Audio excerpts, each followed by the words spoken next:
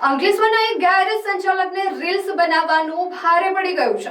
તેણે એક કારને પૂર ઝડપે લાવીને રોડ પર અડચણરૂપ ઊભી રાખી ગાડીમાંથી ઉતરી વાહનોની તોડફોડ કરતી રીલ બનાવી હતી, જેમાં પોલીસે ગેરેજ માલિક સહિત 5 સામે કાર્યવાહી કરી છે।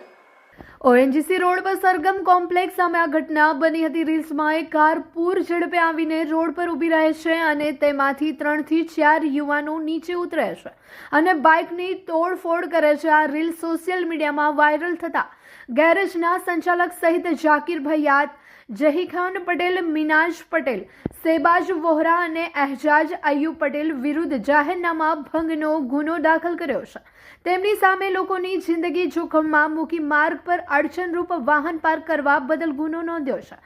ઉલ્લેખનીય છે કે 2 દિવસ પહેલા ભરૂચમાં પણ આવી રીલ બનાવનારા મોબાઈલ શોપના માલિક સહિત 5 લોકોની ધરપકડ કરી કાયદેસરની કાર્યવાહી હાથ ધરવામાં આવી હતી।